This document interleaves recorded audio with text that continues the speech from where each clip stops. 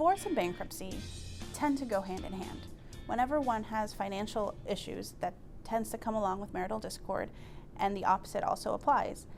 The question of whether or not you should file for divorce and bankruptcy comes along quite often. But generally, one thing has to happen before the other. Strategically, it depends on your individual situation which one you'd rather do first. When you file bankruptcy, the federal court generally issues a stay that stops all pending litigation against you. That includes a divorce proceeding, which would mean that you would have to go back to the bankruptcy court and ask for permission to continue your divorce proceeding at the same time as the bankruptcy goes forth in federal court. Now, there's two main reasons why that's unlikely to happen and why it's a bad idea. One is your income is looked at differently for divorce and bankruptcy. Bankruptcy courts generally look at income in two different ways.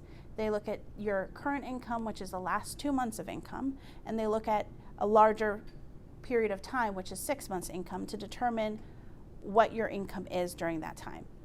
A divorce court looks at income completely different. So when you're trying to determine what your equitable distribution is, it may not be a good idea to have a bankruptcy court discussing your income at the same time. Another reason why it's hard to have both the bankruptcy court and the state court dealing with a bankruptcy and divorce at the same time is because a bankruptcy court is interested in your assets in order to determine whether there are any assets to turn over to creditors. A divorce court is looking at your assets to divide them amongst the spouses. The bankruptcy court is not going to want the divorce court to divide up assets between the two spouses if they're in an active bankruptcy. The next question is, which one should you do first, a bankruptcy or a divorce?